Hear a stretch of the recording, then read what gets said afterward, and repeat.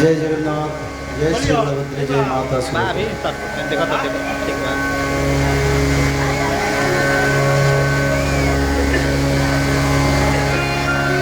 अति पावन अति पवित्र समय श्रीमद् भागवत कथा के आज पंचम दिवस है। आंदोर के पवित्र धरती बिहार के छाबड़ा डिस्ट्रिक्ट में ये भागवत कथा के साथ जगन्नाथ चरित्रामृत। मानव को कैसे मुक्ति मिलेगा, वैकुंठ क्या है, वैकुंठ जाने से मानव को क्या प्राप्त होता है,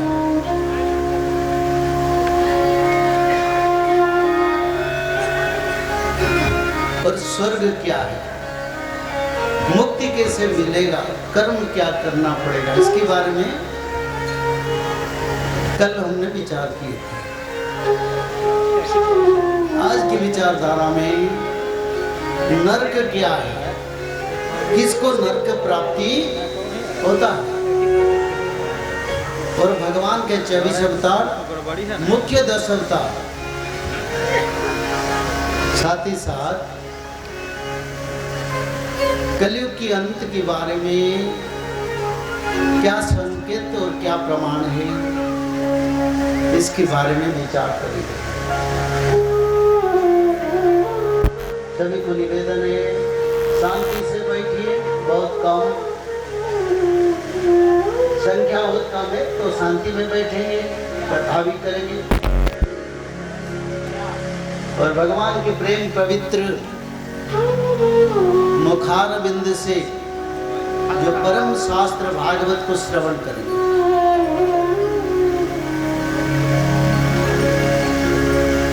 अभी कथा की ओर जाएंगे, शांति से भगवान से मन निवेश करके बैठिए।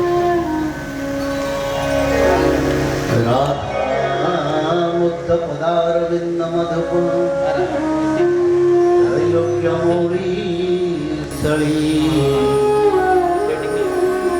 निपत्य चित्त नीलरत्नमवनी धरावतारंतकर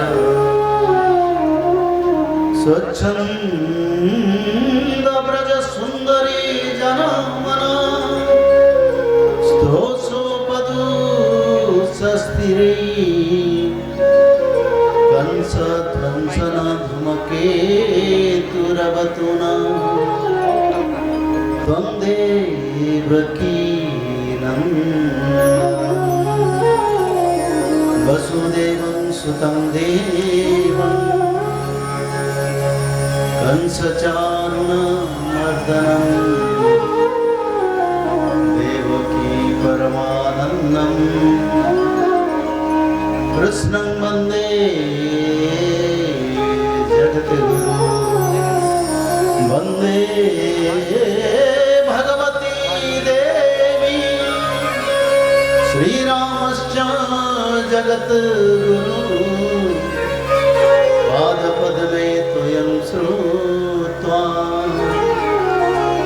प्रणमामि मुहुर्मुहुः भवानी शंकरं वन्दे श्रद्धा विश्वासरूपिणं जप्यन्विना न पश्यन्ते सिद्ध संतस्तमेश्वरं वन्दे बोधमयं नित्यं गुरु शङ्कररूपिणं जमाश्रितो हि वक्रोऽपि चन्द्र सर्वज्ञवन्द्यते कस्तूरि तिलकं ललाटपटले वक्षस्थले कौस्तुभं नासाग्रीवरमुक्तिकं करतले वेणुकरे कङ्कणम् सर्वाङ्गे हरिचन्दन सुललितं कंठेश्च मुक्तावली गोपस्थ परिवेष्टित विजयते श्रीगोपाल चूड़ामणि ओंलेन्दुवरकान्तिन्दुवदनं वराहवतं सप्रियं श्रीवत्सन्तमुदारकौस्तुभधरं पीताम्बरं सुन्दरम् गोपीनान्नयनोत्पलादिततनुं गोगोपसंहाकृतं गोविन्दं कळवेणुवादनपुरं दिव्याङ्गभूषं भजे दिव्याङ्गभूषं भजे तासामविरचारि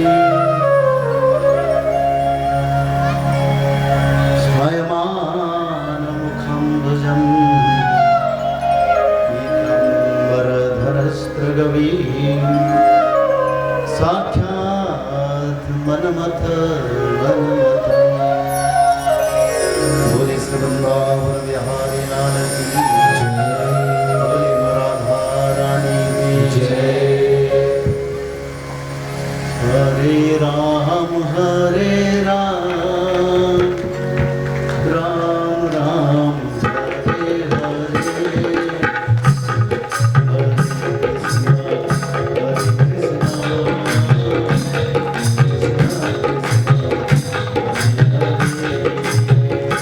कृष्णा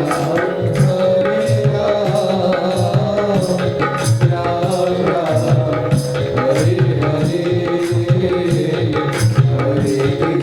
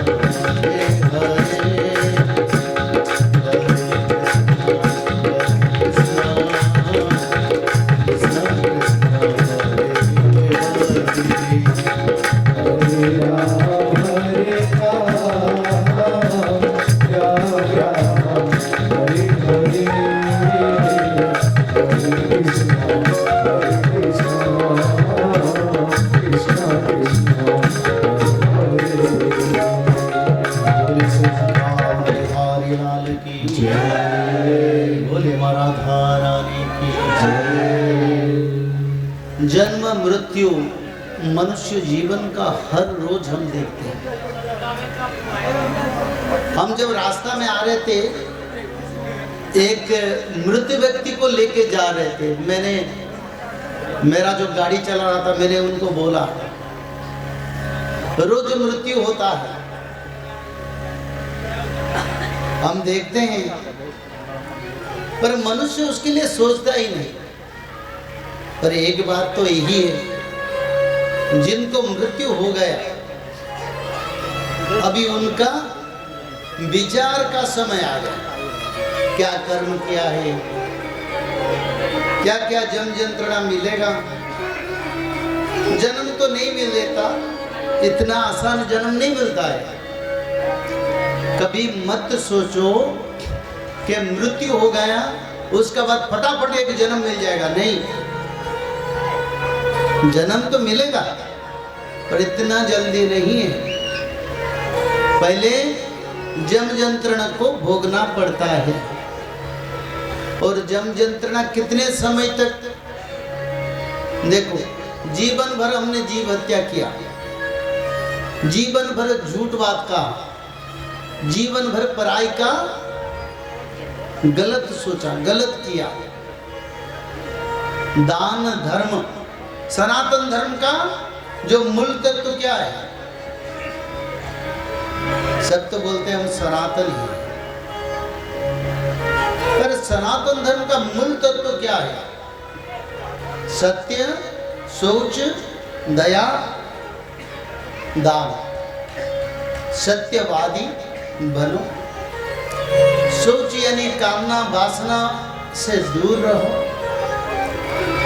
मन में दया भाव सभी के प्रति रहना चाहिए और कुछ दान करना चाहिए। कोई बोलेगा हम गरीब हैं, हम कहाँ से दान करेंगे? कोई मन दान, कोई अर्थ दान, कोई श्रम दान, किसी प्रकार का दान है। घर का पहला रोटी, एक रोटी तो गोमाता को दे सकते हैं, कोई भी बड़ा दान है। किसके घर में रोटी जाता है गोमाता के लिए? एक एक।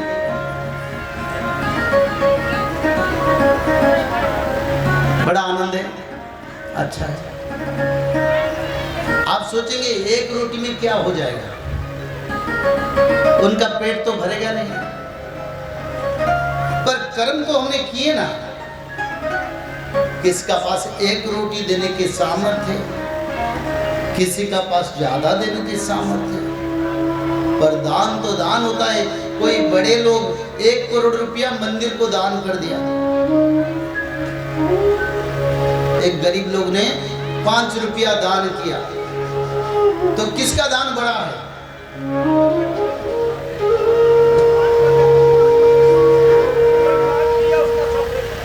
नहीं, ऐसा नहीं है। 5 रुपया वाला भी दान किया, 1 करोड़ वाला भी दान किया, दोनों कर्म किए। उनका सामर्थ्यता से उन्होंने दान किया, इनकी सामर्थ्यता से इन्होंने भी दान किया। तो भगवान बोले दोनों दाम बराबर है। करोड़ रुपया वाला को जितना पुण्य मिलेगा, 5 रुपया वाला को भी उतना मिलेगा। तो इसीलिए सनातन धर्म विस्तृत है, सरल है, कहीं जटिलता नहीं है। पर सत्य, सोच, दया, क्षमा और दान नहीं रहेगा तो सनातन कैसे रखेंगे? तो इसलिए हर दिन दान करो। कोई एक फल मूल दान कर सकता है, कोई एक जो सब्जी दान कर सकते, कुछ भी तो दान हो सकता है। उम्र का कोई प्रावधान नहीं, सबको करना चाहिए। क्योंकि मृत्यु हो जाएगा ना, तब फटाफट तुम्हारा विचार चल जाएगा। कैसे जाएगा? रोज जब हम रात को सो जाते हैं, उसी समय हमारा आत्मा जाके भगवान को बताता है, ऐसे ऐसे कर्म किया, सब लिखा जाता है। जैसे भारत की सरकार आधार कार्ड दिया, सबका एड्रेस, सबका ये सरकार के पास है। तो विश्व के सरकार जो राघवेंद्र सरकार है, जो रघुनाथ का सरकार है, वो सरकार भी सब लिखता है। तो हर दिन का कर्म को समीक्षा करो, हर दिन का कर्म लिखा जाता है। और कर्म के अनुसार जब मृत्यु होता है, कल मैंने आपको बताया वैकुंठ क्या है, स्वर्ग क्या है, कैसे वैकुंठ को जाएंगे। फिर मैं बताऊंगा नरक क्या है, नरक क्या है। कुछ लोग बोलते हैं जन्म समय से मृत्यु तक, जब मृत्यु होता है बुढ़ापा उम्र में, उसी समय उनको जन्म यंत्रणा हो जाता है और उसका बाद अलग जन्म मिलता है। बोले यहाँ नरक और यहाँ भी स्वर्ग, पर नहीं है। जब जन्म होते हैं तब मुट्ठी करके आते हैं। और कोई कोई दिव्य पुरुष, जैसे भगवान अगर आते हैं तो हाथ खुला आता है। जब प्रभु आते हैं ना, उनका हाथ खुला आता है, ना लेते हैं ना किसी को मना करते हैं लेने के, इसलिए खुला है, जितने जो लेना है ले लो। पर मनुष्य का हाथ मुट्ठी हो गया, तो जो मुट्ठी लेके हम आते हैं, उस मुट्ठी में हमारा कर्म आता है। कोई बोले ये बच्चा बहुत बड़ा बनेगा, कोई बोले बड़ा अफसर बनेगा, कोई बोले पॉलिटिकल लीडर बनेगा, कोई बोले अच्छा समाज संस्कारक बनेगा। उसका जन्म कुंडली हम करते हैं और कुंडली में सारा बता दिया जाता है, इसका उम्र इतना, इतने तक पढ़ेगा और आगे ऐसे ऐसे नौकरी उनको मिलेगा, सब ये हाथ में लिखा जाता है। मुट्ठी में लाए थे ना। और अंत समय जब बुढ़ापा उम्र होता है तो कर्म जो बाकी रह जाता है उसको जरा व्याधि रोग से उसको भुगतना पड़ता है। प्रारब्ध यानी पिछले जन्म का कर्म को इसी जीवन में भोगते हैं और इसी जीवन का कर्म को फिर जन्म यंत्रणा के बाद दूसरा जीवन धारक हो जाता है। तो इसलिए पूर्व जन्म तो कर्म लेके आए। कोई गरीब घर में जन्म होके IAS बनता है, IPS बनता है, पढ़ाई करने की कोई सुविधा नहीं, अच्छा नौकरी मिल जाता है। पर गरीब बड़ा हो जाता है, बड़े लोग गरीब हो जाते हैं। सब कर्म का बंधन में कर्मानुबंधिनी मनुष्य लोके, सब कर्म का बंधन में आए और बंधन से जकड़ के रहें, कर्म के अनुसार फल भोगते हैं। कोई बोले मैं इतना बड़ा बन गया, बड़ा गर्व से अहंकार से ऊपर को मुंह रख के बात करता, अरे पूर्व जन्म में कर्म किया, इस जन्म में भोग रहे हो, काहे गर्व कर रहे हो। कौन जाने थे मेरे जन्म से मैं कथा करूंगा, प्रवचन करूंगा, धर्म प्रचार करूंगा।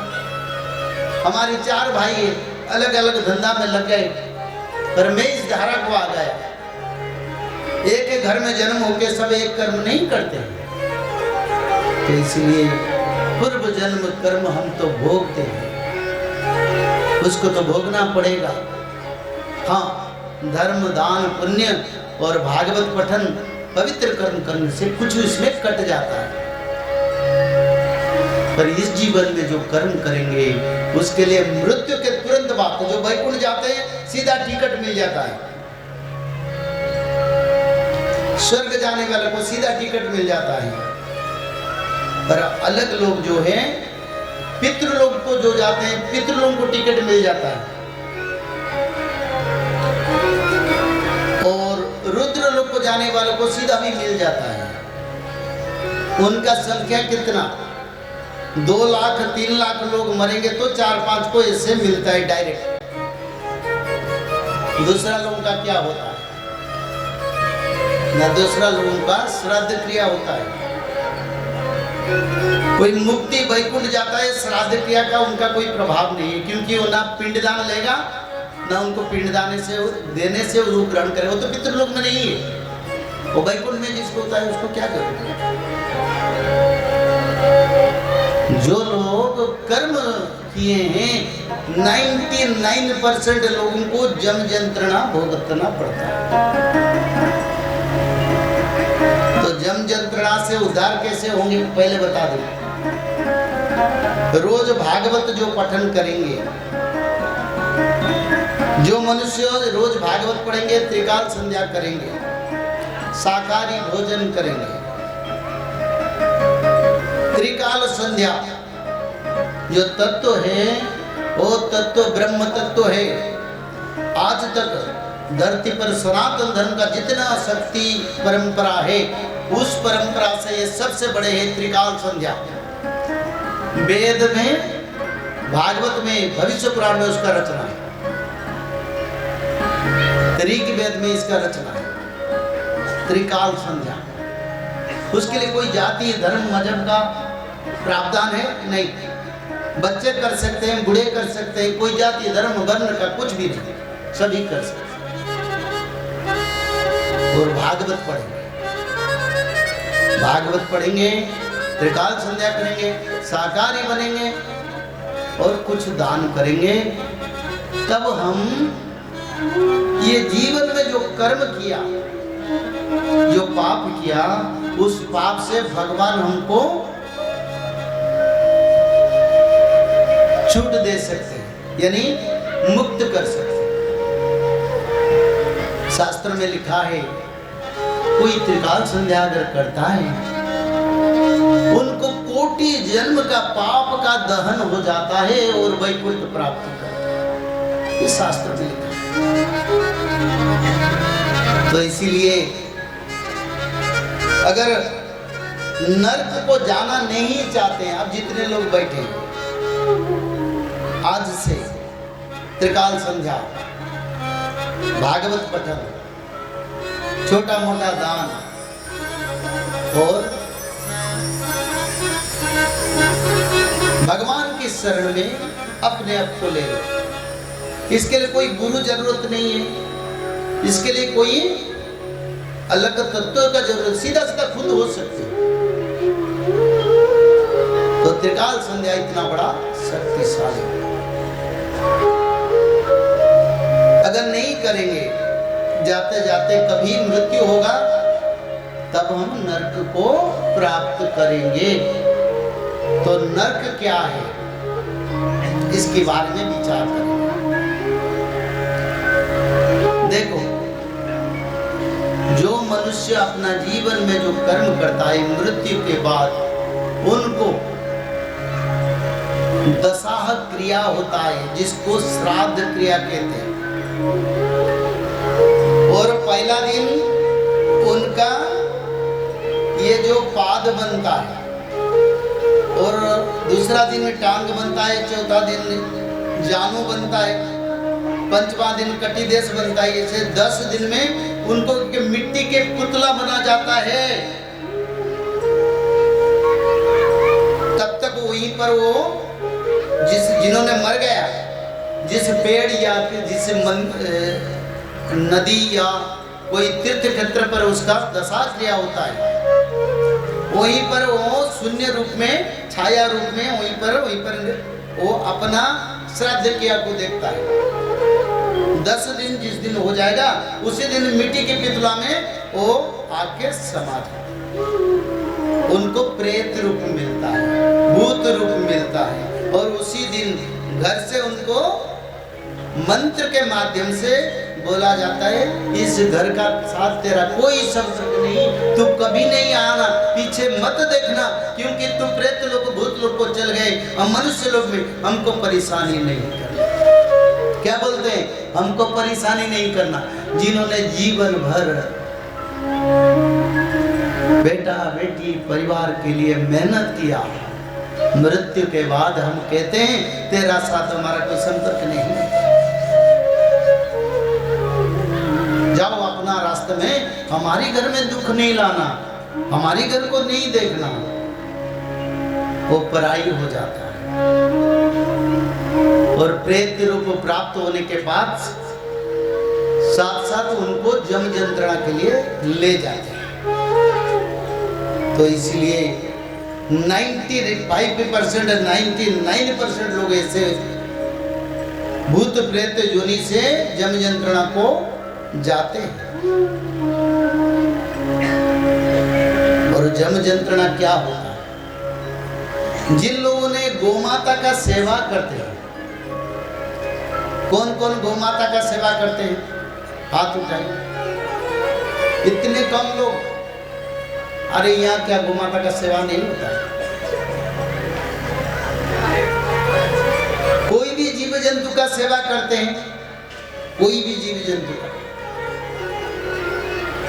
जो गोमाता का सेवा करते हैं, नरक को जाने से पहले बैतरणी नदी पड़ता है। बैतरणी नदी, बैतरणी नदी कहाँ है जानते हैं?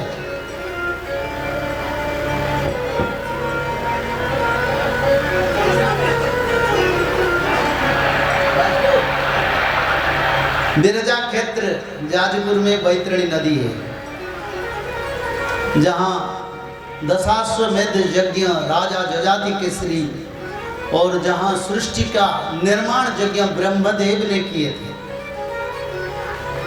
काशी वासी दिनाष्टकम दीनम एकम पुरुषोत्तमे तत्फल लभते गौरी बिरजा मुख दर्शन। बैतरणी नदी स्नान करके बिरजा देवी का दर्शन करने से जीवन का सारे पाप धोत हो जाता है। ब्रह्म वैवर्त पुराण में इसका रचना है। वहीं पर हमारा घर है। तो ये बैतरणी नदी साधु संतों को भी उद्धार करता है, असुरों को भी दंड देता है। तो पहले आता है बैतरणी नदी। तो बैतरणी नदी को जाने के लिए यानी नदी को पार करने के लिए कोई नाव फाव का व्यवस्था नहीं है।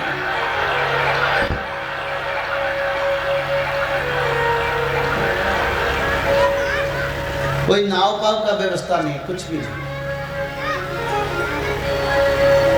जो पापी लोग जब आ जाता है ना, बैतरणी नदी के किनारे पहुंचता है, तब जमदूतों ने उसको पीछे से धक्का देते हैं।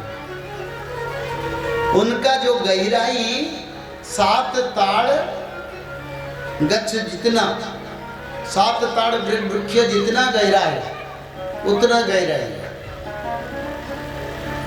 करीब करीब 1 ताड़ वृक्ष 50 फीट यानी 350 फीट गहराई है। उसमें क्या निवास करते हैं? उसमें जितने क्रूर जीव जंतु जैसे जो काटने वाले जीव जंतु जो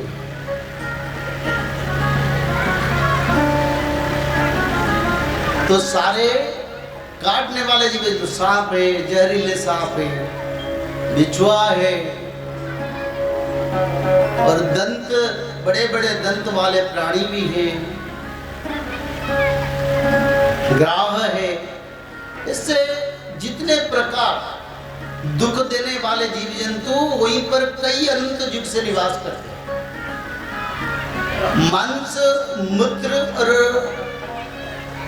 मैला से भरा है और 350 फीट गहराई है। जो लोग पाप करते हैं ना, उनको पीछे से जमदूतों ने धक्का देते हैं, जाओ अच्छा कर्म करके आओ, जाओ अंदर जाओ। वो नहीं जाएगा, बोले इतने गहराई है, इतने जीव जंतु है, मेरे को काट डालेंगे, मैं मर जाऊंगा, कोई सुनने वाले नहीं है। जितना आवाज करो कोई सुनेगा नहीं।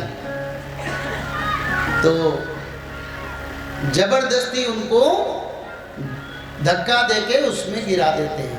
जब गिर जाता है तो 100-200 फीट नीचे चल जाता है, ना दिखाई देता है ना कुछ होता है। उसके अंदर सबको बुलाता है, पिता पुत्र संतान परिवार परिजन पितृलोक सबको बुलाता है, कोई सुनते ही नहीं। और उनका जैसे हमारा हृदय में जो आत्मा है, जो शरीर प्राप्त किया, उसी शरीर में उस दंड को उनको भुगतना पड़ता है, उससे मुक्ति पाना बड़ा मुश्किल है। और जो धर्म करते हैं उनको क्या होता है? जो धर्म करते हैं उनके लिए पहले से गोमाता जाके उस नदी के किनारे उनका इंतजार करता है, और इंतजार करके जब वो भक्त पहुंचता है, बोले बाबा तूने बड़ा धर्म किया, आओ मेरे पूंछ पकड़ के मैं तेरे को नदियां को पार कर देता हूं, और उत्तर को जाओगे तो स्वर्ग वैकुंठ, दक्षिण को जाओगे तो जमपुर को जाना। जो पाप करते हैं बैतरणी नदी में, उनका कर्म कई हजार वर्ष तक दुख पाने के बाद फिर उनको जमदेवता के पास लिया जाता है। उनका रास्ता दक्षिण का रास्ता है, उत्तर रास्ता में वैकुंठ को स्वर्ग को जाने वाला रास्ता है। जो धर्म करता है तो गौ माता आके उनको बड़ा सम्मान के साथ बैतरणी नदियों को उनका पूंछ को पकड़ के मधुर जल हो जाता है, उनके लिए मधुर सुंदर जल हो जाता है, पानी ज्यादा नहीं होता है। तो संत लोग उसका पूंछ को पकड़ के पार करके फिर स्वर्ग और वैकुंठ को चल जाते हैं।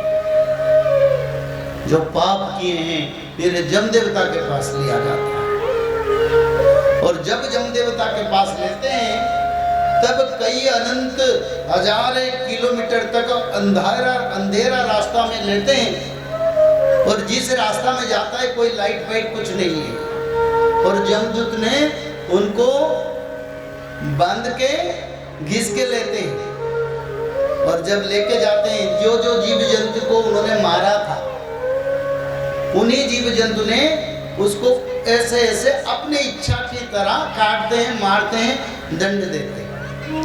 उसका बाद जब देवता के पास जाते हैं फिर विचार होता है कितने साफ।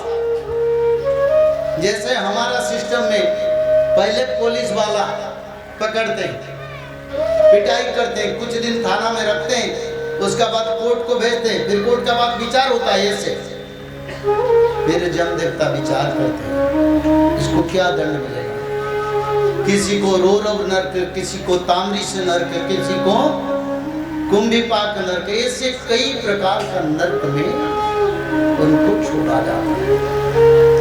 और जब ब्रह्म प्रलय होता है 4 युग के बाद, ब्रह्म प्रलय जब होता है तब वो पापी को मुक्ति मिलता है, क्योंकि ब्रह्म प्रलय समय में सूर्य चंद्र ग्रह नक्षत्र तक जल समुद्र चल जाता है, सूर्य देवता भी समुद्र में डूब जाते हैं। और फिर ब्रह्म प्रलय के बाद उस जीव को छोटे छोटे जीव जंतु से फिर 84 लाख जन्म के बाद मनुष्य जन्म मिलता है। तो इसलिए समय मत नष्ट करो, सबको कर्म करना चाहिए, गरीब हो धनी हो, ज्ञानी हो अज्ञानी हो, सबको कर्म करना चाहिए। कर्म के बिना हमारा जीवन अधूरा है। मानव जीवन का लक्ष्य है पुण्य कर्म करके इस धरती से मुक्ति पाना। जन्म नहीं है खाए पिए बचे, घर बनाए, फिर मर जाए, फिर मिट्टी में समा जाए, नहीं। ये शरीर तो पंचभूत का, वो तो मिट्टी में मिलेगा ही मिलेगा ही, पर कर्म मिलता नहीं, कर्म जलता नहीं, कर्म तुम्हारी साथ ही जाता है। तो इसलिए कौन कौन भागवत जी पढ़ेंगे, त्रिकाल संध्या करेंगे, हाथ उठाएंगे। और कौन कौन जन्म यंत्रणा के लिए जाएंगे, वो भी हाथ उठाएंगे। कोई नहीं उठाएगा, कोई नहीं उठाएगा, क्योंकि जस्माद माया मिदंग माया जगत जायते, ये संसार का माया मनुष्य को कहता है ये संसार में मुझसे बड़ा कोई नहीं, मेरा मृत्यु कभी नहीं। ये माया का तत्व है जिस कारण मनुष्य समझ नहीं पाता है क्योंकि मेरे को क्या कर्म करना है। एक भजन गाएंगे, भजन के बाद कथा को चलेंगे।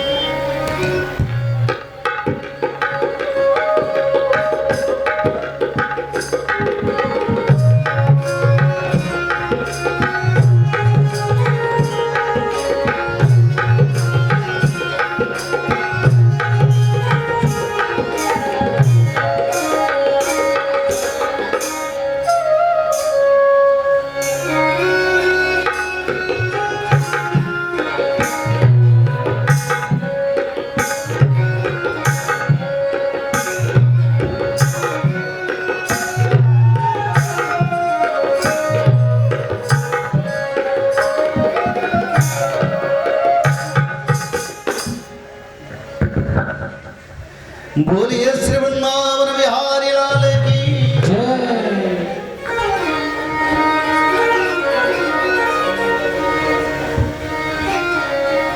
ये जो भजन है राजस्थान परंपरा का भजन है, ये सावरिया सरकार के पवित्र मन भक्ति धारा से भजन बंधा है। अति भाव से इस भजन का रचना है। छीन लिया मेरा भोला सा मन, राधा रमण राधा रमण। आजकल मनुष्य तो भोले वाला नहीं है, पर भक्त तो ही भोले वाला है। तो इसलिए भोले वाला बनो, बाकी बिहारी का शरण में जाओ, जीवन का सार्थक।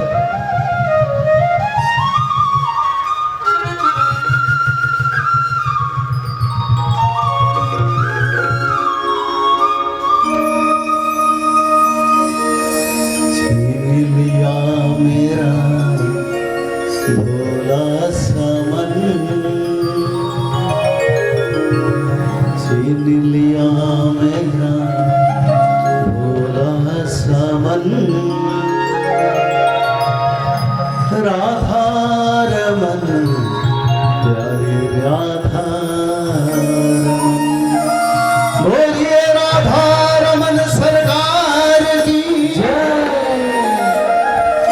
छीन लिया मेरा भोला सा मन, छीन लिया मेरा भोला सा मन, राधा रमन राधा रमन बोलिए सावरिया सरकार की।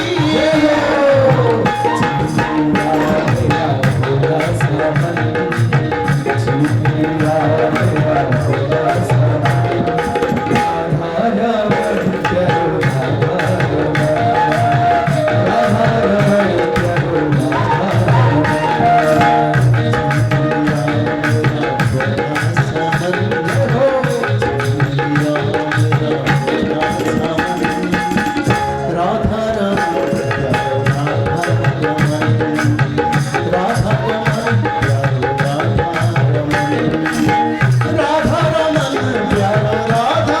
रमन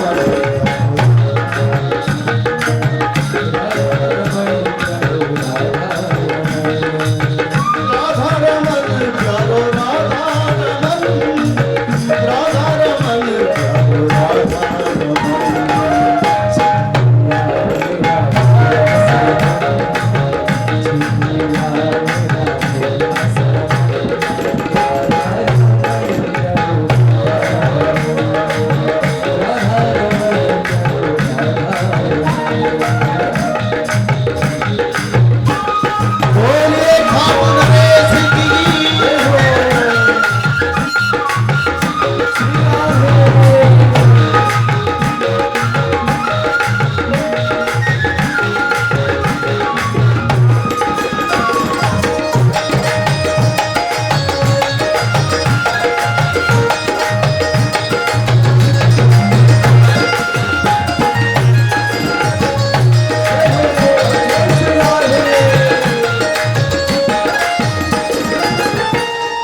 जमुना के जल में वो श्याम थे यमुना की जल में वो श्याम थे यमुना के जल में वो श्याम थे यमुना की जल में वो श्याम थे लहरों में उछले मेरा हिचकोले लहरों में उछले मेरा हिचकोले लहरों में उछले मेरा हिचकोले लहरों में उछले मेरा हिचकोले कभी कभी वो मिलन छोटा कभी कभी वो मिलन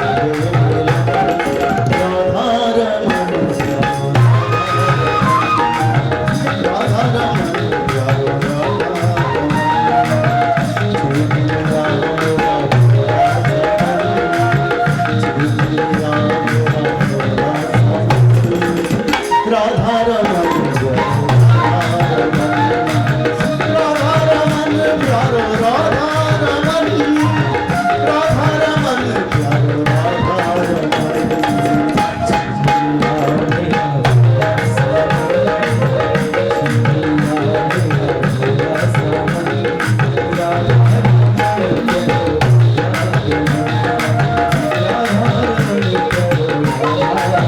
बोलिए श्री वृंदावन बिहारी लाल की बोलिए राधा रानी की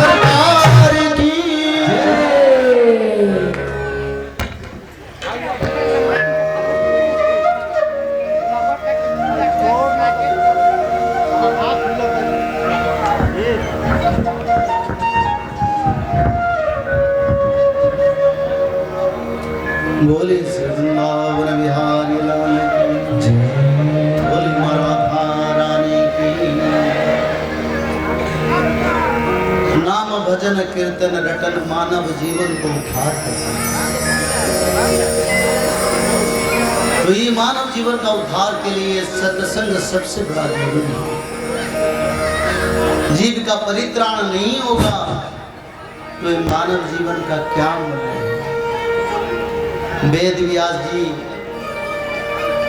कहते हैं, अरे जो मानव भागवत पुराण को नहीं पढ़ते हैं उनका जीवन मृत्यवत है, उनका जीवन का कोई मूल्य नहीं है। जो भागवत नहीं पढ़ते हैं उनका जीवन एक मृत शरीर के मानव की तरह है, उस जीवन का कोई मूल्य नहीं है, कोई भी मूल्य नहीं। तो इसीलिए भागवत पढ़ो, त्रिकाल संध्या करो। कलयुग अब नहीं है, अब कलयुग नहीं है। हम कली करेंगे, झगड़ा करेंगे, द्वंद्व करेंगे, पाप करेंगे। 32 प्रकार कलयुग का पारिषद है। क्या? माया, मोह, दंभ, लोभ, अहंकार, मिथ्यावादी, कपट, कामी, लोलुप, मोह, अहंकार, जीव मारण, भूमि, सुना, ये जितने जो है कली का पारिषद है उसको छोड़ दो। नहीं छोड़ोगे तो सत्य युग नहीं देख पाओगे। तो उसके बारे में तो जरूर विचार रखेंगे। भगवान के मुख्य अवतार 24 अवतार हैं। श्रीमद् भागवत महापुराण, भगवान के 24 अवतार में मुख्य अवतार 10 अवतार हैं। मत्स्य, कच्छप, वराह, नृसिंह, वामन, परशुराम, राम, बलराम, श्री बौद्ध कल के अवतार। और 24 अवतार कुमार अवतार, सनक, सनातन, सनंदन, सनत कुमार। वराह अवतार, नारद अवतार, नर नारायण अवतार, कपिल अवतार, दत्तात्रेय अवतार, सुजज्ञ अवतार, ऋषभ अवतार। ये जो 24 अवतार भागवत में वर्णन है उसको मैं बताता हूँ। पृथ्वी अवतार, मत्स्य अवतार, कच्छप अवतार, धनंतरि अवतार, मोहिनी अवतार, नरसिंह अवतार, वामन अवतार, परशुराम अवतार, व्यास अवतार। ये 24 अवतार का श्री राम अवतार, कृष्ण बलराम, बुद्ध अवतार और कल के अवतार। कल के अवतार के बारे में एक बात पूछूं, किसका मन में विचारधारा कल की भगवान का दर्शन हो जाए? जिसका मन में विचारधारा वो हाथ उठाइए। बहुत आनंद है, आनंद एक बार हरि हरि, बड़ा आनंद है।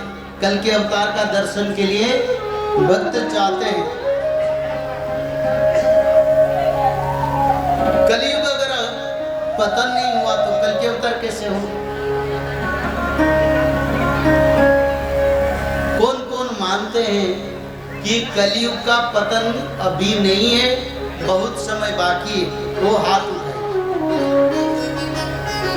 जो मानते हैं कलयुग का पतन अभी नहीं है, बहुत समय बाकी है। 4,32,000 कलयुग का आयु है, उसमें कलयुग को भोग हुआ कितना?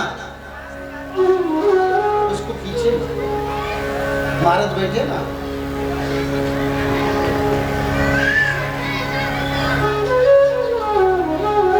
अभी 5,130 साल कलयुग को भोग हुआ है।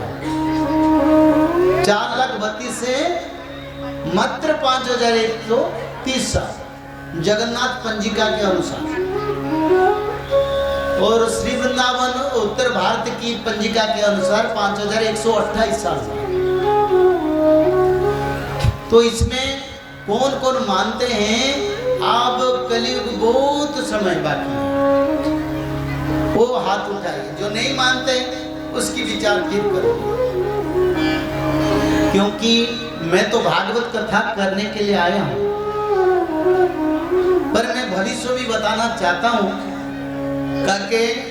उड़ीसा में उड़िया भाषा में वो पुस्तक का शास्त्रों का रचना नित्य पंच सखाओं के द्वारा हुआ है। उसका हिंदी अनुवाद हमने किए, हिंदी अंग्रेजी में और भारत की सभी भाषा में उसका अनुवाद करके हम प्रचार करते हैं। भविष्य पुराण का जो रचना हिंदी भाषा अलग भाषा में भगवान के कृपा से हमारी द्वारा हुआ, जो भविष्य मालिका भविष्य पुराण देखते हैं, भविष्य मालिका पुराण जो है वो शास्त्र को हिंदी में हमने अनुवाद किया। तो कौन कौन मानते हैं 5,04,32,000 से मात्र 5,000 गए हैं, अब कलियुग बहुत दिन बाकी है। कौन मानते हैं हाथ उठाइए। ठीक है, जो मानते नहीं कलियुग, जो मानते हैं कलियुग जा चुका है, सत्य युग आने वाला है, वो हाथ उठाइए, उठाइए ना अच्छी तरह से, पूरा हाथ उठाइए, मैं देखना चाहता हूं। बोले आनंद कबार हरि हरि हरि हरि। बहुत आनंद, धन्य भगवान ने आप लोगों को ये ज्ञान भी दिया। तो एक बात विचार करेंगे, जब युग परिवर्तन होता है तब मानवों को कैसे पता चलता है इसके बारे में? एक बात बताओ, जगन्नाथ संस्कृति सिर्फ नहीं, गर्ग संहिता, सूर्य पुराण, मनुस्मृति, श्रीमद् भागवत महापुराण, सब में कलियुग अंत हो चुका है लिखा है। मैं बोलूं भागवत में भी प्रमाण मिल रहा है कलियुग अंत हो गया। भागवत महापुराण में उसका प्रमाण मिल रहा है। क्या प्रमाण मिल रहा है? न जथा चंद्र तथा सूर्य तथा तिस्य बृहस्पते एक रासौ ममेश्यन्ति तदा पूर्वजुगाश्रितम। संस्कृत भागवत द्वादश ये श्लोक में लिखे। कौन लिखे? भगवान वेद व्यास ने लिखे। क्या लिखे? जब रवि चंद्र बृहस्पति, रवि यानी सूर्य देव, एक नवग्रह का बात यहाँ विचार है। सूर्य देव एक ग्रह जिसको रवि कहा जाता है ग्रह चक्रों में, चंद्रदेव एक ग्रह, बृहस्पति देवताओं का गुरु और संसार का गुरु भी। भागवत महापुराण में वेद व्यास ने लिखे हैं, रवि चंद्र बृहस्पति जिस दिन पुष्य नक्षत्र पर कर्कट राशि पर गमन करेंगे उसी दिन से सत्य युग आएगा। किसने लिखे? बोलो ना। वेद व्यास जी लिखे, भागवत में लिखे। मैं पहले भागवत का प्रमाण करता हूं कलियुग अंत का, भागवत के बाद फिर जगन्नाथ संस्कृति की ओर जाएंगे।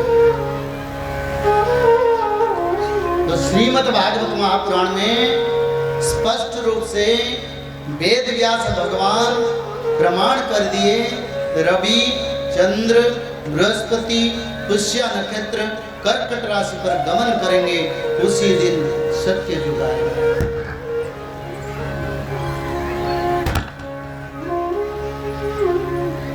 तो ऐसा संयोग कब पड़ेगा या पड़ा था उसको विचार करेंगे।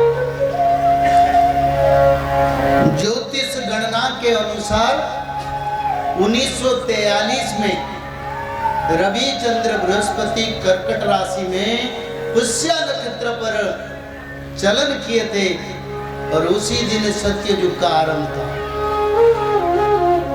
आप बोलेंगे 1943 मानो 1950, करीब करीब 77 ईयर हो गया कलियुग अंतों के सत्य युग चल रहा है। तो सत्यता का प्रमाण कहाँ हुआ? मैं आपको बताता हूं, एक युग को अगर भगवान को निर्माण करने के लिए 5000 वर्ष लगता है तो 100 वर्ष भी तोड़ने के लिए लगता है। बनाने के लिए जिसको 1 साल लगता है 5000 वर्ष लगता है, तो तोड़ने के लिए कम से कम उसका 100 वर्ष लग जाता है। तो 77 ईयर गए। तो उसी समय में क्या हुआ मैं बताता।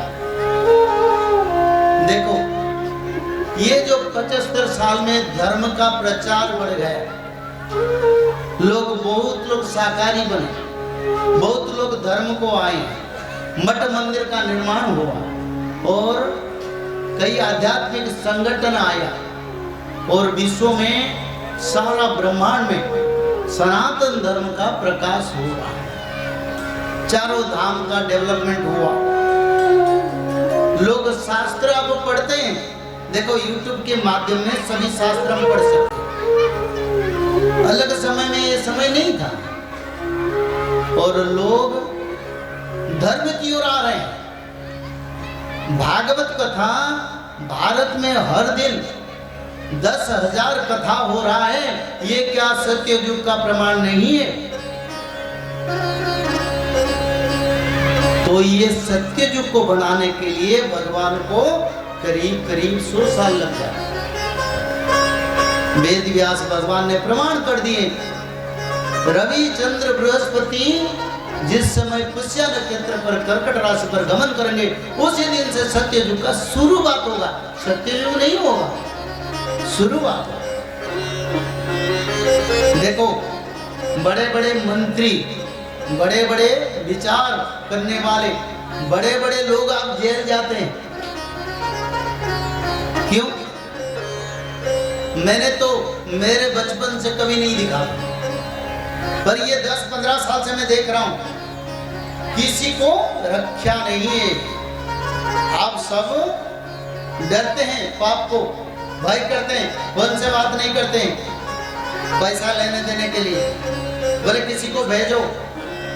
और भारत में कई लोग अभी जेल में हैं जो बड़े बड़े पदवी, जिस पदवी के सामने आगे पीछे पुलिस चलते थे और जिसको पुलिस प्रोटेक्शन दे रहे थे, उनको आज अरेस्ट किया गया। ये क्या सत्य का प्रमाण नहीं है?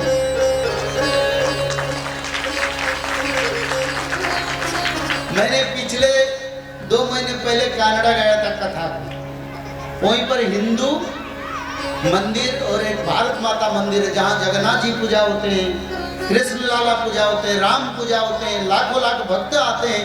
वो क्या सत्ययुग का प्रमाण नहीं है? जो विधर्मी है, जिस देश में धर्म नहीं है उसी देश में गौ माता का पूजा किया जाता है, उसी देश में लोग सनातन का ध्वजा उड़ाते हैं। ये क्या सत्ययुग का आगमन का संकेत नहीं है? दुबई में हमारी देवताओं का मंदिर हो रहा है, सारा विश्व सनातन को मान रहा है, सम्मान दे रहा है और लोग भी ये प्रचार कर रहे हैं सारा विश्व का गुरु भारत बनेगा।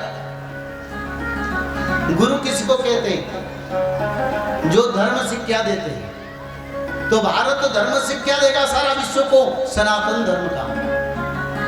तो कोई मनुष्य नहीं, बहुत विचार इधर उधर होता है, कोई मनुष्य लोग विश्व गुरु बन जाएंगे। कोई भी मनुष्य का इसका अधिकार नहीं है। अधिकार भगवान का है और सनातन का है। सनातन धर्म का शिक्षा भारत विश्व को दे रहा है और देगा। बोले प्रेम से आनंद कबार हरी हरी। मैंने कनाडा में सीधा सीधा जाके बोला, ये कनाडा अमेरिका सब जल में डूबेंगे, यहाँ विनाश आ रहा है। जब तक धर्म का रक्षा नहीं होगा तो इस देश भी नहीं रक्षा होगा, मैं चेतावनी देता हूँ। तो लोगों ने मेरे को बोले ऐसे बोलते हैं पकड़ लेंगे। मैंने बोला सच्चाई को बोलने से क्या इतराज है? आप मेरा कनाडा का वीडियो देखिए, जिस वीडियो में सीधा कहा सनातन को आओ तो रक्षा है, नहीं आओगे तो रक्षा करने वाला कोई नहीं है। ये सनातन का प्रकाश है, ये सत्य का प्रकाश है। और देखो आजकल लोग मंदिर को जाना, मंदिर में ज्यादा संख्या में लोग जाना, ये एक धर्म का प्रभाव है। भारत की विश्व के हर मंदिर में लोगों का संख्या बढ़ता है, तब हमको ये एहसास आता है धर्म बढ़ रहा है। लोग जाते हैं मंदिर को भगवान से माथा टेकने, और संख्या इतना होता है जितना हमारा कभी नहीं दिखे। तो ये समय सत्ययुग का आगमन 2032 से 34 के बीच सत्ययुग का पूर्ण आगमन हो जाएगा।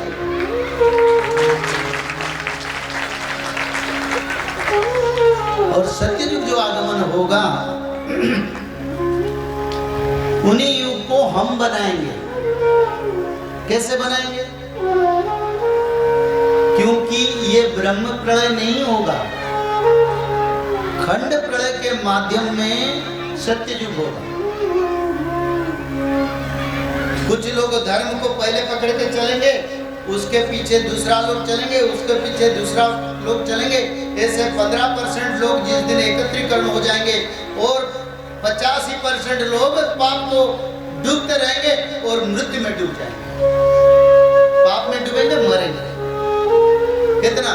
85% लोग बचेंगे, ज्यादा से ज्यादा 15% जो सत्ययुग हो जाएंगे। ये लिखा है जगन्नाथ संस्कृति शास्त्र में। उड़िया अगर कोई समझने वाले तो मैं बता दूंगा उनका पंक्ति क्या लिखा है। पृथ्वी नाशो जीवे तीन भागन को चतुर्थ भागन रही बटी अवशेष, ये उड़िया में लिखा है। धरती से 3 भाग लोग मरेंगे, चौथा भाग का एवरेज परसेंट माना चौथा भाग 25%, एवरेज परसेंट आता है 15-12%, 13%। तो वो 15-12% में आप लोग नाम लिखाएंगे तो हाथ उठाइए, सब खुशी से हाथ उठाइए, क्योंकि मैं जानना चाहता हूं। बोलिए आनंद कवार हरि हरि बोल। हरि हरि। भविष्य पुराण, जगन्नाथ संस्कृति के भविष्य पुराण में लिखा था, जिस समय भगवान राम अयोध्या में राम लला का प्रतिष्ठा होगा, उसी दिन से सत्ययुग का बढ़ता जाएगा। ये भी लिखा 600 साल पहले लिखा था, आज का लिखा ही नहीं है। ये सत्यता प्रमाण मिलता है, शास्त्रों कितना सत्य है। जो 15% लोग बचेंगे, वो लोग जैसे ये बच्चे लोग ट्रेनिंग लेते हैं एग्जाम देने के लिए, ऐसे आप लोगों को भी देवा देवी परीक्षा लेंगे। देवी माता के पूछेंगे, परीक्षा लेंगे घर में, रात में, सपना में, किसी तरह। क्या पूछेंगे? ये भविष्य पुराण जो नित्य पंचशठाक के द्वारा रचना है। देवादेवी पूछेंगे त्रिकाल संध्या बताओ, तो आप बोले त्रिकाल संध्या क्या? हम तो जानते नहीं, हम तो भगवान राम को भजन करते हैं, हम कृष्ण को भजन करते हैं। बोले वो तो सही है, पर सत्ययुग जाने वाले मनुष्य को त्रिकाल संध्या पहले से मालूम होगा। तो त्रिकाल संध्या क्या बताओ? नहीं बता पाएंगे। तब बोलेंगे 16 नाम बताओ, तब बोलेंगे 16 नाम क्या है, हमको मालूम नहीं है। तब बोलोगे दुर्गा माधव स्तुति बताओ, तब तुम बोलोगे हमको भी मालूम नहीं। तब बोलोगे क्या बोलेंगे? बोलेंगे 10 अवतार का शुल्क बताओ, नहीं बता पाएंगे। बोले हम हरे कृष्ण नाम भजन करते, बोले ठीक है कोई बात नहीं। जो लोग नहीं बोल पाएंगे उनको उसी स्थान में मृत्यु हो। कोई मंत्र काम नहीं करेगा, कोई स्तोत्र काम नहीं करेगा, कुछ काम नहीं करेगा, क्योंकि कल की भगवान महाविष्णु है। जब महाविष्णु आते हैं, महाविष्णु के सारे भजन हमको करना पड़ेगा। भगवान आ रहे कौन? कल की कितने कला में आएंगे? 64 कला में कल की आएंगे। राम भगवान 12 कला में आए, कृष्ण भगवान 16 कला में आए थे, कल की 64 कला में आए थे। ये हमें बोलने से नहीं चलेगा, ये शास्त्र में लिखा है। संगम चतुष्षष्टि कलम धनुर्वेदादि कंचजत समाधित्यो जमद ज्ञात कल की प्राह कृतांजलि वयमे तैष्ट संतुष्ट साधु कृते सदक्षिणा यज्ञ दान तपो कर्मम करिष्यामि यथोचित। संगम चतुष्षष्टि कला, कल की भगवान 64 कला में आए और खुद भगवान महाविष्णु। अभी तो घर में भगवान विष्णु का पूजा नहीं होता है, तो रक्षा कौन करेगा? एक एक भक्त भगवान विष्णु को पूजा करना पड़ेगा। तो इसीलिए त्रिकाल संध्या में भगवान विष्णु का 16 नाम, भगवान विष्णु के मुख्य 10 अवतार, भगवान विष्णु के दुर्गा माधव स्तुति और माधव नाम जो भजन करेंगे वही व्यक्ति देवी माता का परीक्षा से पास हो। 64 करोड़ प्रकार का देवी माता परीक्षा देंगे। किसी को सपना में आके पूछेंगे, सपना में अरे त्रिकाल संध्या बताओ, और सपना में बताते बताते जाओ परीक्षा हो जाए। तो ऐसे समय आ रहा है जो समय में देवी माता घर घर भी घूमेंगे, पूछेंगे और बोलेंगे पहले से वे आके तुमको किसी ने बताया इसके बारे में, पर तुम लोगों ने नहीं माना, तो हमारा कोई पाप नहीं।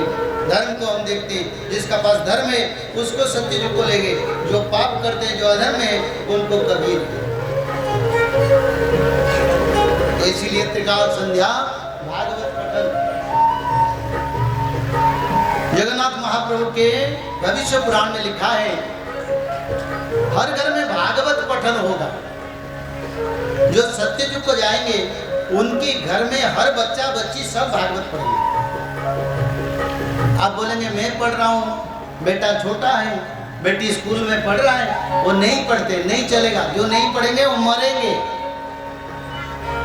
जो नहीं पढ़ेंगे वो मरेंगे, जो पढ़ेंगे वो बचेंगे, सीधा बात है। 25, 26, 27 में बीमारी आ रहा है 64 प्रकार का, घर घर में मृत्यु होगा, तो रक्षा कौन? जगन्नाथ मंदिर के ऊपर गीत पकी बैठता है, क्या जगन्नाथ महाप्रभु को छोड़ के तुम या हम दुनिया बच सकता है? क्या समझते हो? क्या समझते? जगन्नाथ मंदिर के ऊपर नील चक्र पतित पावन के ऊपर गीत पकी बैठता है, क्या प्रमाण करता है? धरती को शमशान करेंगे प्रभु कल के अवतार में। ऐसे जान नहीं पाएंगे, 10-12 साल में सफाई हो जाएगी। तो समय बड़ा बुरा है। भगवान के शरण में जाओ, धर्म को पकड़ो, नहीं तो नहीं रहे। और 26, 27, 25, 26, 27 के बीच में 28 तक वर्ल्ड वॉर भी हो जाएगा। ये भविष्य पुराण में लिखा है अंगो भंगो कलिंगो सर्वे होइबे नाश। अंग भंग कलिंग, बंग कोलकाता, अंग बिहार, अखंड बिहार का बात करता हूं, सारे बिहार का बात, और कलिंग जो है उड़ीसा, 3 राज्य ध्वंस होगा, ये लिखा है, स्पष्ट रूप में लिखा है। कैसे? ना भूकंप, जल प्रलय, रोग, महामारी, युद्ध, इसी प्रभाव से इस राज्य ध्वंस होगा। हर राज्य के बारे में लिखा है, पर ये तीनों राज्यों के बारे में यही लिखा है। तो बचेंगे कौन? जो लोग भगवान भक्ति में साकारी बन के धर्म को पकड़ के रहे, कोई लोगों का रक्षा है। तो इसीलिए समय को समझ लो। मैंने जब 2014 में भविष्य पुराण का प्रचार किया हिंदी में, तब मैंने बताया था बांग्लादेश भी भारत से युद्ध करेगा। और आज क्या हो रहा है? लोगों ने मेरे को पूछा बांग्लादेश क्या युद्ध करेगा, बहुत कमेंट डाले हैं उसमें। मैं बोला बांग्लादेश नहीं, नेपाल, भूटान, श्रीलंका सब युद्ध करेंगे भारत के विरुद्ध में। आज क्या स्थिति है? और चाइना इस तरफ से आएगा, बांग्लादेश की इस तरफ से, नेपाल की तरफ से।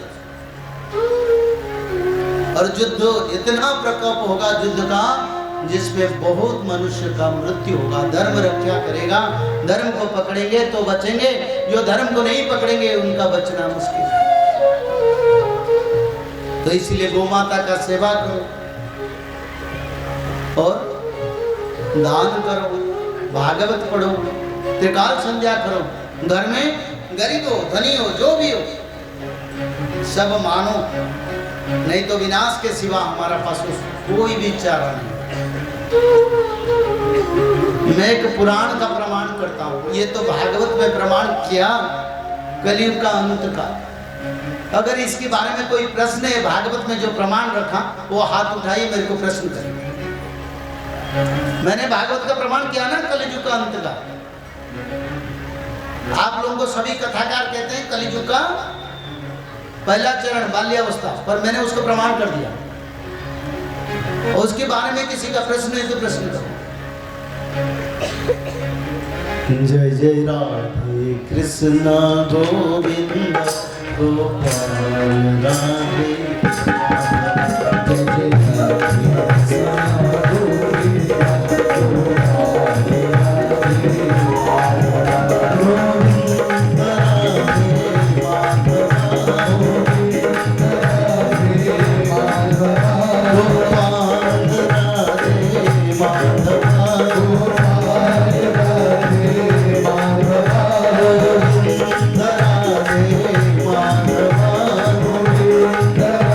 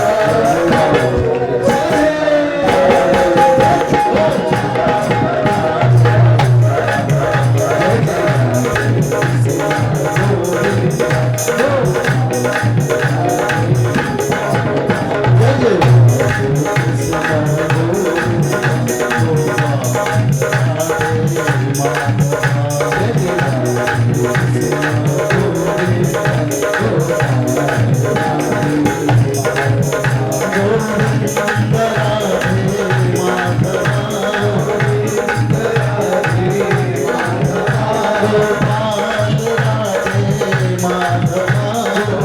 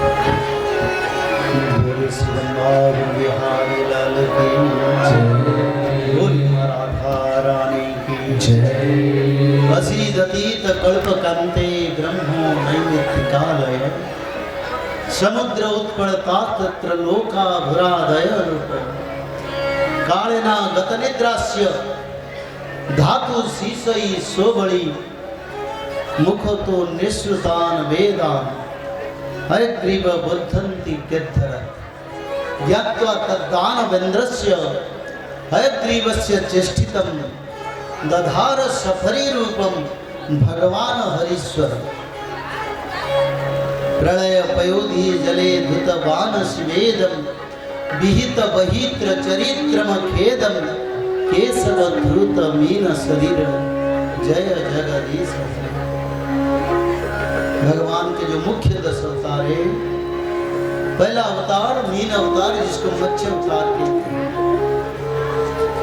जिस समय ब्रह्मदेव निद्राग्रत हो गए, ब्रह्मदेव की मुख से चारों वेद प्रलय जल में पतित हो गए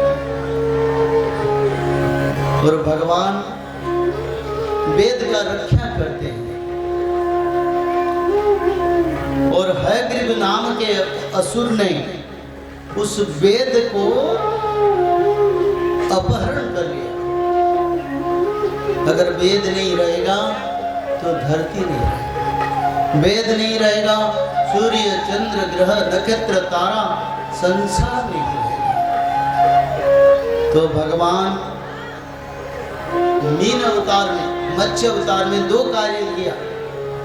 एक 7 दिन जो ब्रह्म प्रलय हुआ, ब्रह्म प्रलय 7 दिन होता है और समुद्र सूर्य देव को लंघन करके ब्रह्म लोक को अधिग्रहण कर लेता है, सब जल में मृत्यु हो जाता है। तो ब्रह्म प्रलय समय में भगवान सप्त ऋषियों को अपने मीन अवतार धारण करके नाव में उनको 7 रात समुद्र में रक्षा करके फिर किनारे पर लेके पहुंचा के नया सत्ययुग का निर्माण किया। सप्त ऋषि और राजा मन्यु, जिसका नाम पहले सत्यव्रत था, फिर मीन अवतार में भगवान ने वेद को उद्धार किया। दधार सफरी रूपम अतीत प्रलय पाए उच्छिताय सवेद से हत्वा सूरम हयग्रीवं वेदान प्रत्याहरत। भगवान आदि विष्णु मीन रूप मत्स्य रूप, इसलिए तो लोग माछ मछली खाना नहीं चाहिए। हर जीव जंतु जोनि में भगवान भी आए थे, मत्स्य अवतार में आए थे, कच्छप अवतार में आए थे, वराह अवतार में आए थे। तो भगवान प्रमाण करते हैं मैं संसार में सर्वत्र व्यक्तमान हूं, जीव जंतु सब में मेरा तत्व है। तो इसी के लिए किसी को हत्या मत करो, किसी को मत मारो, पाप मत करो। पराई को हत्या करना, खुद को हत्या करना, उसका फल तो तेरे को भोगना पड़ेगा। तो अतीत प्रलय पाए वेदान प्रत्याहरद हरि, भगवान वेद को उद्धार किया मीन अवतार में। कच्छप अवतार, वराह अवतार, नरसिंह अवतार, वामन परशुराम, राम बलराम, श्री बौद्ध अवतार, फिर कल के अवतार। ये जो अवतार कल विचार करेंगे। कृष्ण भगवान की जन्माष्टमी जो भागवत में भगवान कृष्ण का धरावतरण 10वें स्कंद के बारे में कल विचार। कथा को विराम देने से पहले गीत गोविंद भजन होगा। सबको निवेदन खड़ा होके गीत गोविंद भजन को श्रवण करेंगे।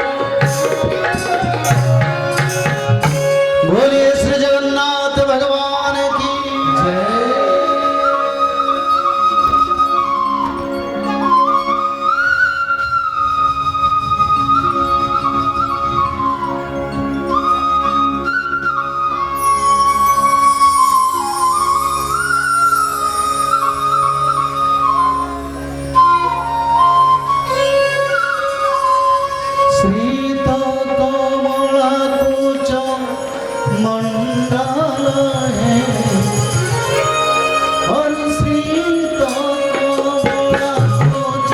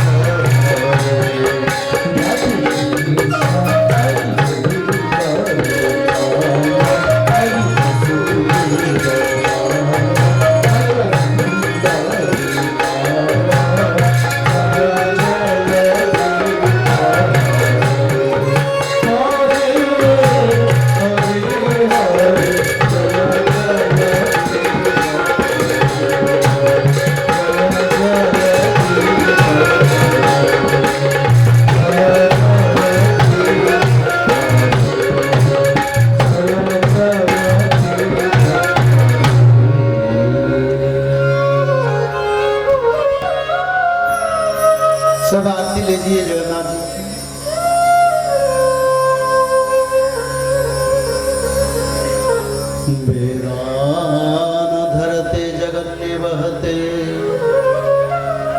भूगोलमुद्विव्रते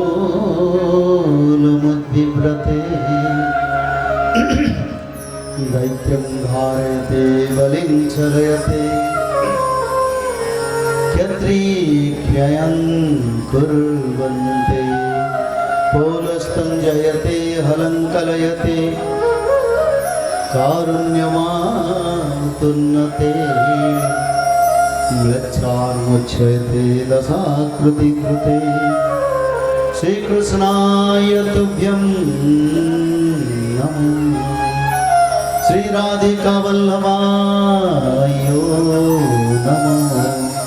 बोलिए श्री वृंदावन बिहारी लाल की, बोलिए माँ राधा रानी की, बोलिए जगन्नाथ स्वामी की, बोलिए बलभद्र भगवान की, बोलिए माता सुभद्रा मैया की, बोलिए सुदर्शन भगवान की, बोलिए सूर्य भगवान की, बोलिए उमापति महादेव की, बोलिए माता भवानी की, बोलिए देव देव ब्रह्मदेव की, बोलिए माता अष्ट दुर्गे की, बोलिए समस्त देवादेवी की, बोलिए वेद व्यास भगवान की, भागवत महापुराण की, परीक्षित महाराज की, श्री वृंदावन धाम की।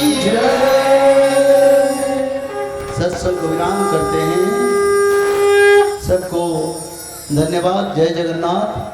त्रिकाल संध्या भागवत पठन और शाकाहारी बनने से आप लोग सत्ययुग को जाने के लिए लायक बनेंगे। हाथ में 10-12 साल समय है। धर्म की विनियोग करो और मानव जीवन का सार्थक करो। जय जगन्नाथ।